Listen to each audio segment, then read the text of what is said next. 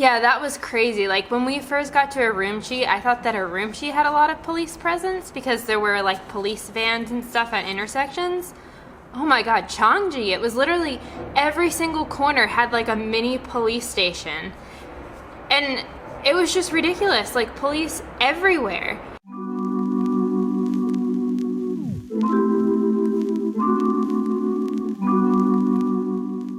But first, a little bit of backstory about Xinjiang. You might have heard about Xinjiang on the news because it made the international news recently for all of the backlash that China has been getting about how it's been treating the Uyghur people who are the local people out in Xinjiang. Basically, what the media has said is that China is putting them in internment camps, essentially like rounding them up in an attempt to squash the Muslim religion and prevent any sort of terrorist attacks from ever happening in China. This is what they say. However, Justin and I, we don't really believe much that comes out of the media because the media tends to only portray the bad parts of a country and never the good parts. So, having lived in China for 4 years, we decided we wanted to see Xinjiang for ourselves. And honestly, we didn't think it was nearly as bad as the media was making it out. So, we went, and here's what happened. We ended up riding 16K, about 10 miles outside of town, and we finally found this little dirt road, and there's this abandoned building, I guess. Yeah, we're in an abandoned shelter. Yeah, it's nice. With the little like garage space with a roof, and yeah, there's nobody back here. I think it should be a good night. And we didn't register with the police. We didn't register with the police. Hey. Nobody wanted us. Yeah. So, oh well, we ended up just eating dinner in town and then riding out, and we found this spot. So this might be the way the rest of our week in Xinjiang looks. We'll see.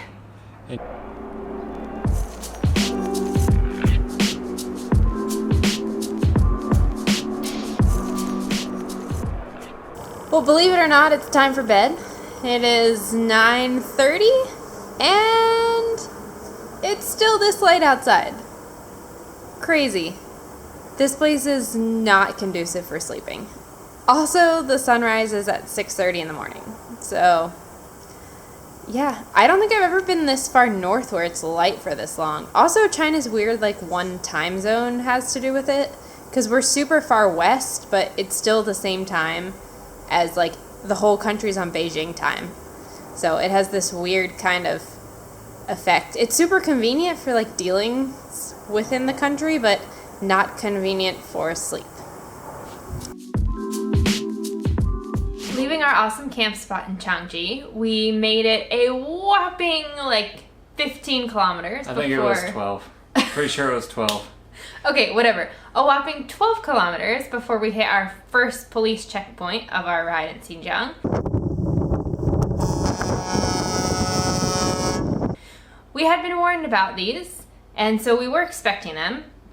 But we rolled up to the checkpoint, and the lady asked us where we were going, where we came from, what hotel we stayed at. I don't know, were there any other questions she asked us? I can't remember. I don't know. And we said, I don't know what hotel we stayed at because we camped. Probably not allowed to do that, but who cares? Yeah. They don't matter. Yeah, I just told her I couldn't read Chinese, so I didn't know what the name of our hotel was. And she bought it, so that worked. And they were a little bit confused. They were asking us where we were going, which we also didn't know because we never really know where we're going at the end of the day. We're going that way. Yeah, we're just kind of like, we're going this way. Like, I don't know. Wherever we get to. Yeah, so Justin just kind of picked a town, which we learned not to do because they were like, oh, foreigners can't stay in that town. And we're like, okay, well, tell us the town that foreigners can stay in, and that's the one we're going. But that first answer, I think, just really confused them. And she was just like, wait, I need to, like, check with my superiors or whatever. And it was, I think it was like 9 or 9:30. So they checked for like an hour and a half till somebody else came. Yeah. And said, "You're an idiot. Why didn't you just let them go?" And so off we went about an hour and a half later after sticking our thumb up where no one wants for way too long and waiting, and off we went. Yeah, off we went in the heat of the day. Yeah, what a waste. Yeah. So off we went. We rode our 90 kilometers on the day, rolled up to town to our second police checkpoint, which I guess the police checkpoints are at the entrance to every town. So like when you go off the road to go into town, there'll be a police checkpoint. And we rolled up to this one. The guys were super nice, super knowledgeable, which was a nice change. And they were like, hey, you guys have a hotel booked? And we're like, no. And I was kind of feeling like, uh-oh, because this morning that didn't work out quite too well. And he was like, oh, no problem. What's your price range? And we're like, less than 200. Yeah, basically less than 200 RMB. And he's like, oh, I know a place for you. He's like, would you like us to escort you there? And we're like, yep, that would be awesome. So, yes, because there's a million hotels and we can't stay at any of them. Yeah, because our problem far has been there's 10 million hotels in town and only one or two accept foreigners or none, and we have no way of knowing which ones do or not. So we were very grateful for the police escort, and so we ended up following this guy in his car. I think it was his personal car because it wasn't even a cop car. It was just a car. Yeah, and he put his blinkers on and we just followed him into town to the hotel and he checked us in and everything. So it was great, super easy. And we had our first hotel for the night in Xinjiang. With individually wrapped jelly beans. Yum. Justin loves those individually wrapped jelly beans. So many good jelly beans, but so much work.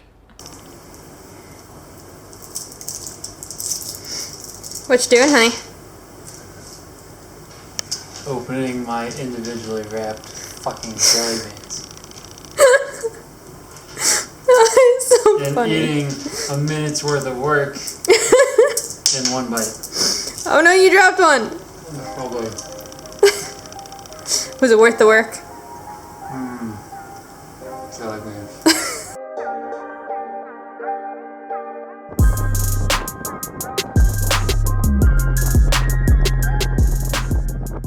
So the next day we rode to Kuitun, which was the big city on the way to out of China. We were actually warned about this city that we weren't going to be allowed to stay there at all. Yeah. But the police said yes, no problem, you can stay there. But the only hotels available are these really expensive ones. So on the way there, we got police escorts, 3 times, I think? Yeah, 3 different cars. Yeah, 3 different cars. It was all one continuous journey, but 3 different cars. Because the police take you in their little district to the next little district to the next little district. And then they dropped us off 15K away from town. Yeah. I don't know why they didn't just take us all the way there, but they drove us out and dropped us off in the middle of nowhere. Which is probably what they do with people without a bike too, and they're just like, who cares? But yeah, so we rode into town and went and stayed at a park to wait till the end of the day when we were gonna ride out of town and camp. Yeah, since we knew that the 2 hotels in town were super expensive, we were planning on just camping so that we didn't have to pay for the super expensive hotel. But since we couldn't get fuel for our stove in Xinjiang, because they have a law that says fuel can only be put inside of motor vehicles, and we were all out, so we decided we were just going to hang out in the shade in some nice park, and then go into town, get dinner, and then ride out of town and camp. Didn't work out. Yeah, we rode back into town, tried to ride back into town. We made it one intersection, and a guy was like, stop! I must check your passport. And he checked our passports. He looked really confused. And so I think he called the next intersection and then let us go. And so we made it one more intersection and they said, stop! And we were stopped there, wasting time for over an hour as they did. Basically nothing, just talking between themselves, trying to decide what they should do with people that have no problem being there, that aren't causing any trouble. And to keep us safe, they were keeping us safe. Yeah, they were keeping us safe by detaining us from all the people that aren't an issue. Yeah. Eventually, we convinced them to take us to a hotel, and I said, Kara's really hungry. She's really hangry, and if you don't get us there now, it's a big freaking problem. And they just like, meh, who cares? And so Kara made a big problem. So eventually we made it.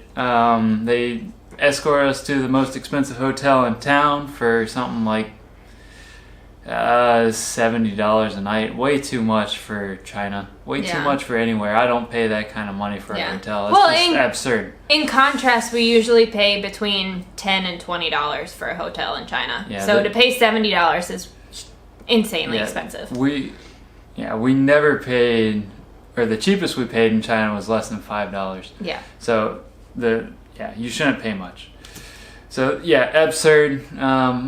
And the police checked us in, and then within 15 minutes of being checked in, more police show up to check us in again. It doesn't make any sense. The police don't communicate at all. Yeah. They're completely worthless, like tits on a boar hog. They might as well just stick their face in the ground like an ostrich and hide. Yeah, and I'm pretty sure that's what they do. I'm pretty sure that somebody in this interaction is getting some sort of kickback, because the receptionist, who was super sketchy, by the way. Sleazeball. Yeah, really sleazy. Kept our passports and wouldn't give them back to us, which is really weird. But him and the police officer were whispering back and forth to each other as they were checking us in. And anybody who knows Chinese people knows they don't whisper. They were whispering because they knew that I could understand Chinese, and they didn't want me to hear what they were saying. So there's some sort of sketchiness, kickbacks happening. Yeah. Bad news bears.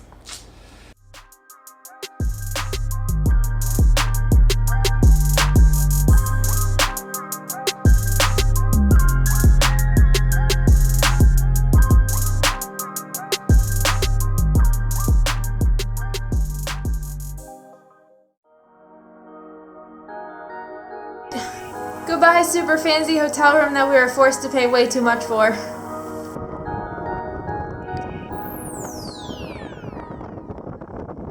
Riding to Wutai, we once again only made it about 15-20 kilometers before we got stopped at our first police checkpoint.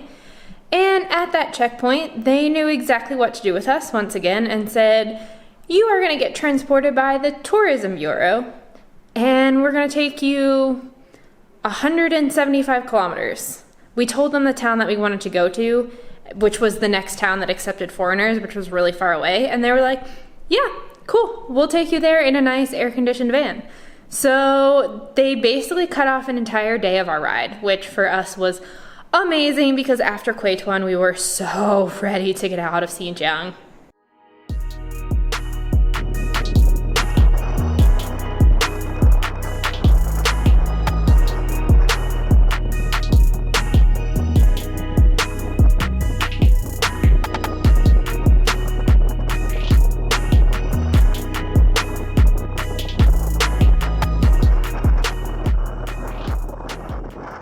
We were able to make it all the way to Wutai and end up camping for the night underneath of a highway. Last night we camped under this road. It actually ended up being a pretty good camping spot. It was pretty damn quiet. And we were out of the sun, which is a big plus in the desert. And it was free, which is another huge plus in comparison to our night before where we paid like 470 RMB, which is like $60. Yeah, way too much. So that was a good find. Now we're ready to go up the only climb of the week. I think it's like 1,500 meters, so let's do it. It should be a lot cooler up there, I hope.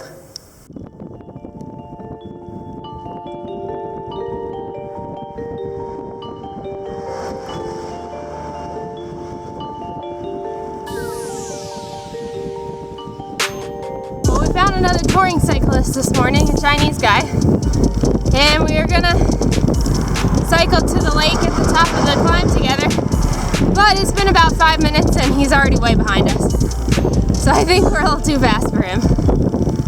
Oh well. Hello, camels! What day is it? Hump Day! How fitting is it that we would see camels on Hump Day? I love it. Hello, camel.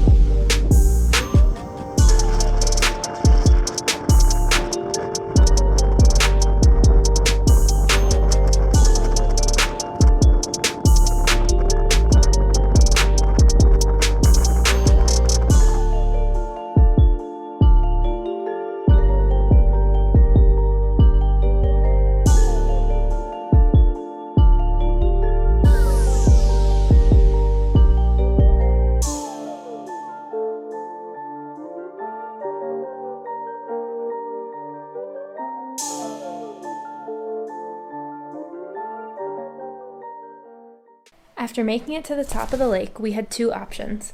We could either camp at the top somewhere, which we had heard of other cyclists doing, or we could continue and do the descent and make it to a town somewhere, which would shorten our ride the next day to the Kazakhstan border. We decided to descend, and oh my gosh, was this descent beautiful. This was the most beautiful part of our ride through Xinjiang. It literally looked like we were in Switzerland. The alpine scenery was incredible. There were pine trees everywhere. There were gorgeous rocky-topped mountains with snow on top. It was truly amazing. Like, I could not believe that this was China. It looked like we were in Europe somewhere already. We were so just in awe the entire way going down the mountain. And it was crazy how different this side of the mountain looked from the other side. This side looked like lush green, alpine. Literally think of, if you've ever seen pictures of Switzerland, that is what it looked like. And going up the climb was completely desert grassland. It was insane, the difference between just one side of the mountain versus the other side of the mountain. Truly, truly amazing.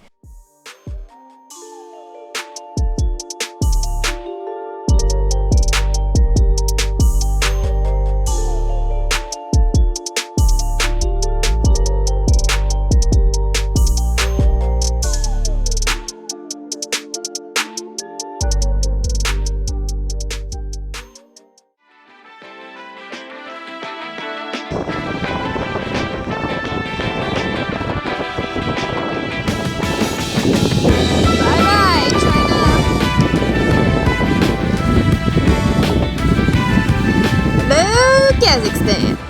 So after riding in Xinjiang for a week, here's our final take. It sucks. There is some really nice scenery. There are some very nice local people, but I would not recommend you travel there, especially on a bike tour or any kind of independent travel. Or any other way. It's just not worth it. You can't go anywhere. Yeah. Don't try and travel independently. The cool places, they don't want to let you go there. Yeah, we saw lots of locals were telling us about all the beautiful places in Xinjiang, and guess what? We couldn't go see them. Like, literally, we were not allowed to go on any road except for the one main highway that went from Urumqi to the Kazakhstan border. Yeah, it was like riding on the interstate. Yeah, literally we rode on the interstate. But there was no cars, so it was spectacular. Yeah, and we got transported for like, what, at least a third of the way that we were supposed to ride? Over 200 miles worth of transport out of Xinjiang. Yeah, so you don't even get to experience that much of it anyway. So basically our take is don't do it. Don't do it, and it really is as bad as the media makes it out to be, which I've never said that before. But I really think I don't think there's our take on the media is it's mostly bogus. But that one, it's this it's one just is not true. a good place to be. And it left a really bad taste in our mouths about China. Like, I was really, really disappointed after riding through there. So, if you're a cyclist or any kind of independent traveler, just be warned, it's dicey out there. So, be careful and honestly, just skip it. Yeah.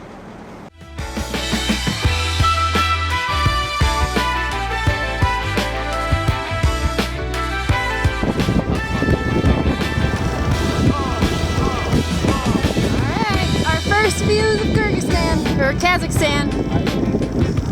First views of Kazakhstan. So far it looks very deserty. Very, very deserty.